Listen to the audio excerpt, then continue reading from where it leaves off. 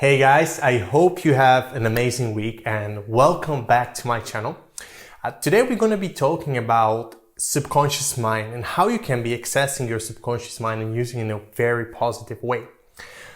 Before we go even to that, I'd like to talk about Charles Darwin and the book that we know nowadays as The Origin of Species. The first time when I heard the story about it really caught my interest because I've seen a lot of similarities with other geniuses that really have a positive impact on our society. So when he was working on this book, it actually took him several years, right? And he was consciously putting effort and using his conscious minds to organize this book. But there was still something missing and he could not figure out what it was and he could not get that final idea to give it the final outlook as he really imagined in his mind. So what he did, he still knew what he wants from that book and he really knew what is the end goal he wants. But he just decided to fully let go, like kind of surrender and let it go. He knew that he's going to get there and for the meantime, he would just let go. So the years he'd be working, he let go and then all of a sudden one day he was actually, I think in a carriage when I was reading it, and the idea that he was looking for so long just came to him out of nowhere, really out of a blue sky. And that was really shocking for me when I've seen that because I've seen a lot of similarities with other people, like I was saying earlier. So not only he was able to complete his book, but the book that we know as The Origin of Species really is highly regarded in terms of biology and evolution. And the other person is the Albert Einstein, right? So he was working on his theory of relativity for years and years. And he was still trying to perfect it, find a solution, but he could not. So he had a lot of different projects. He knew where he's going and what he wants to actually find out. But then the idea came to him out of nowhere, again, out of blue sky. Another amazing example is Nikola Tesla. He was just suggesting or even claiming that those are not his ideas. Those are just some appearances from some kind of universal mind. And actually all of them were saying that the ideas are coming to us from universal mind. So what they were also claiming that the way how you can access this universal mind is through our subconscious mind. And now you might be asking, but we all have subconscious mind. So why we are not all geniuses like them? And that's actually the topic of this video. I want to share with you how you can actually use your subconscious mind in a better way and how you can give that trust to it, how you can fully surrender and let it actually get you where you want to go. So with that said, let's jump into this video and let's talk about it a bit furthermore.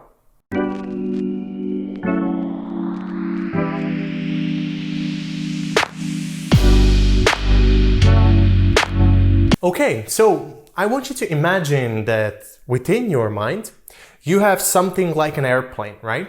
And in the airplane, you need to have a pilot, which is our conscious mind. The pilot is responsible for the takeoff, for the landing, for putting the destination where the airplane is actually heading, right? And kind of general checkup of the airplane. But then in the mind, you have also the airplane itself, which is our subconscious mind. And the subconscious mind is really the airplane itself. It has GPS, it has autopilot, it has different radars, it has all that fancy technology that it really needs to get us safely to the destination that we are going to.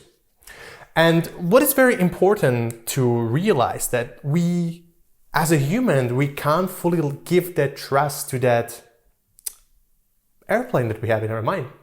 So if you get back to the real life analogy, really in a real life, the pilot put the destination, gets the airplane off the ground, and then just take his hands off and just check if everything is going right. Sometimes what happens, the airplane actually gets a bit off the course and doesn't go the way it should, but the pilot doesn't actually jump in right away. There is autopilot to do that. The autopilot corrects the course and redirects the airplane the right way so it actually reaches the destination. And same goal, another example I can share with you is our normal GPS in a car. Imagine that you go somewhere you've never been before, you don't know the way. So you just sit in your car and you type the destination where you want to go. And you type it and then you start going actually in the car. Do you doubt it when you go through a road that doesn't seem exactly as you imagine? No. You still tell yourself, oh, this is weird, but you still take that road and you still go through that road. You never question, you never doubt it. And this is what is actually happening to us. We always doubt ourselves, we doubt the road that we are taking, and we think that, oh, this is not the good road. I should maybe come back and take another road, right? And also what I've seen doing in myself and a lot of other people that I work with is that we oftentimes even change the destination. Again, back to the analogy where you're going in a car somewhere. Imagine that you are on the road and you're actually quite close to the destination. Seems a little bit shady to you where you are, but you're like, oh, I don't know if I actually really want it. So let's put something else. Let's go to the other direction. So when you change the direction, then the whole road that you've been through is just gone. You need to take a different direction. You're going opposite way.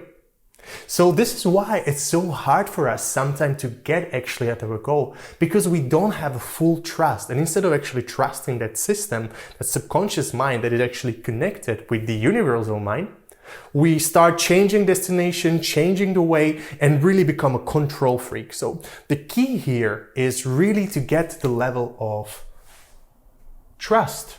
You need to trust your subconscious mind to actually get where you want to go.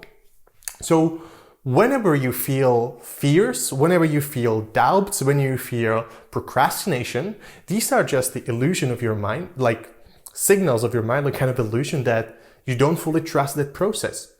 And when you don't trust that process, there is only one explanation for that, is your self-image is not sufficient enough.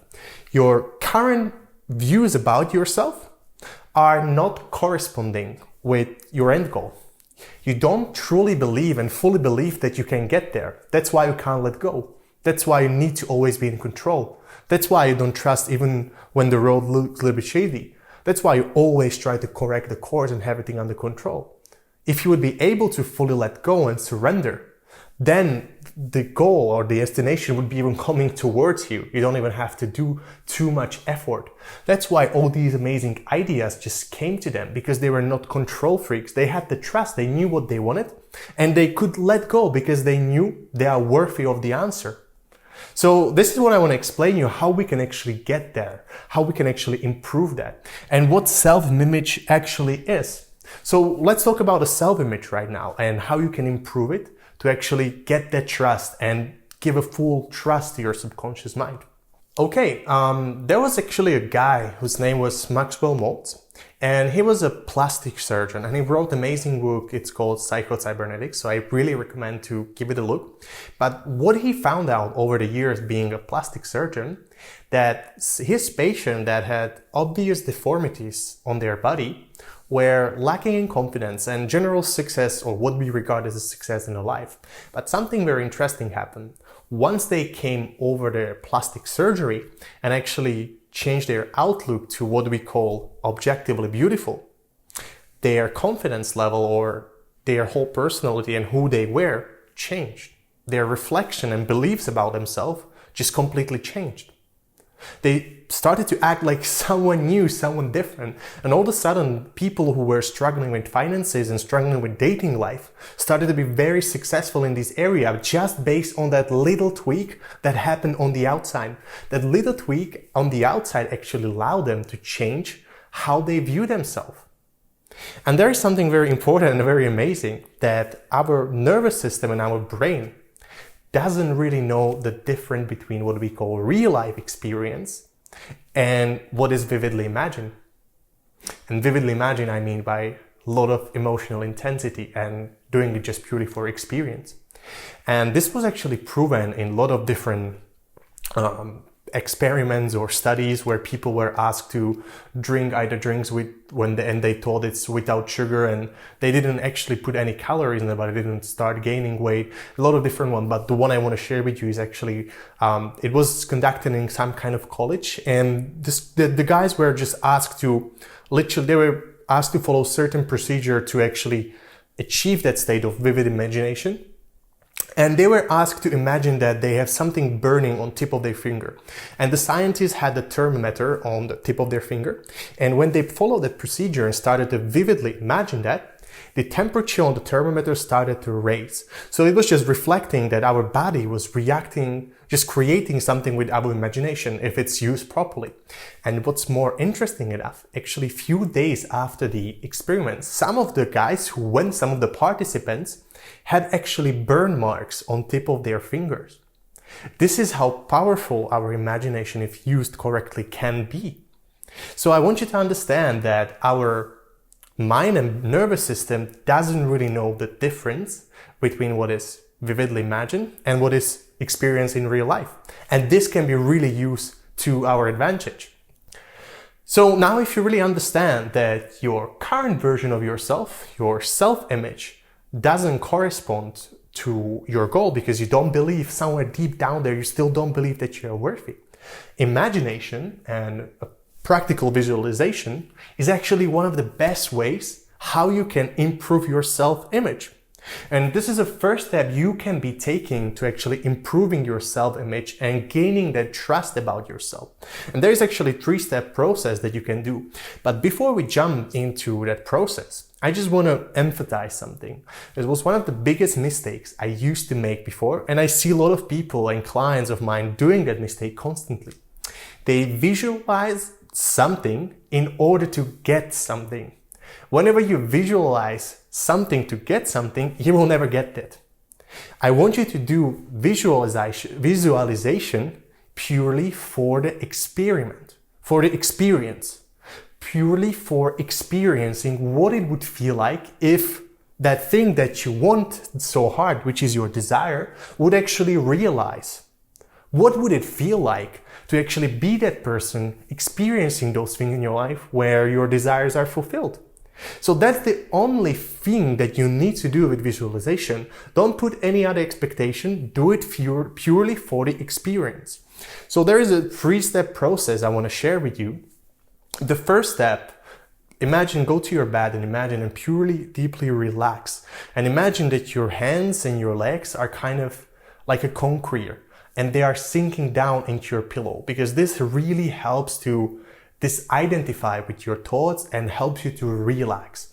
And when you get into that state, I just want you to start imagining the pictures of you actually achieving with your desire, getting that desire done and accomplishing and living that life. And again, this is not one-time thing. This is something that takes time and repetition, and you're purely doing it for experience. But most importantly, what you should get out of that visualization is that emotional response. You really want to remember what that feels like. You really want to understand that emotion and the response that the visualization you, and keep that emotion throughout the day with you. The longer and more you can keep with it, the more you're programming yourself to actually believe that you are worthy of achieving that goal. And the second step, or the second way you can do, and you should be doing both of them, is looking at your small wins. Oftentimes we celebrate all our lost, but never celebrate successes. I tell my clients every single time that you should be celebrating every single small win that you have in your life, because then you're putting your focus directly on the things that are going your way. You are making yourself worthy of achieving your goals. Whether you brush your teeth, whether you take a shower, whether you take the rubbish out, whether you wash the dishes, these all are valid wins for you. These all things, if you put a focus and acknowledge it and give yourself mental path, these all contribute to your own self-worth and how you view yourself and how you perceive yourself as a winner. So this really doesn't really matter if the win is small or big. What really matters is give an acknowledgement to it. That's the only thing that really matters. So acknowledge it, give yourself a mental pat, and take that win with you. Take that feeling with you. So it's always about feeling, because even that experiment, they imagine feeling how it feels the burn. So visualizing and counting the small wins is about gathering the emotional feeling of a winner, on raising that self-worth. So those are the 2 steps that you can be taking actually to raising your self-worth and giving more trust to your subconscious mind and losing those doubts. And then when you are improving that self-image needs to reach a point where it's aligned with your desire, with your clear goal and with your intention. So all of these three parts are very, very important.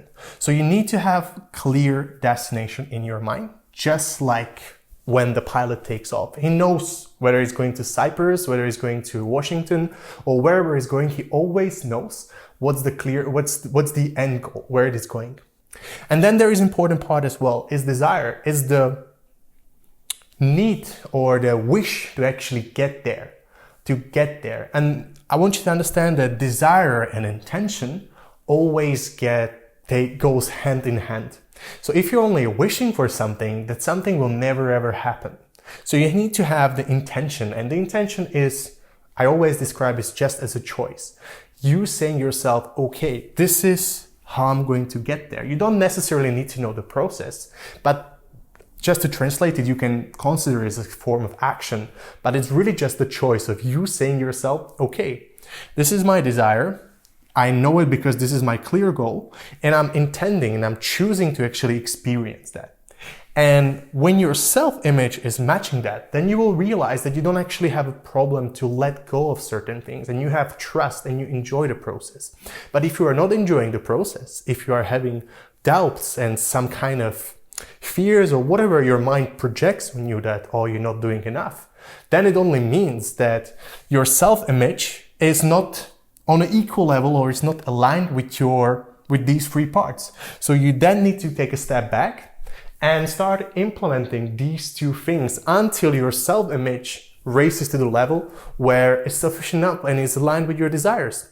But most important, I would suggest, is to work on this, and really emphasizing it one more time, do it just purely for the emotion alone, just for the experience, not to get something out of there.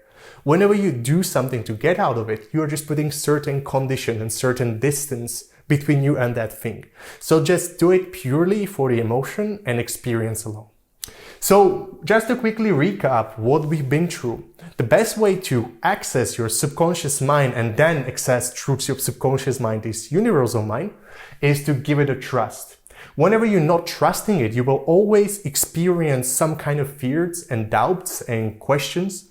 So when this happens, you need to know that the problem is about your self-image. You're not feeling worthy enough of achieving those goals. That's why you have these kind of fears and doubts. So when this happens, I want you to start working on visualizing and refocusing on things that are going your way, because then you are actually increasing your own self-worth.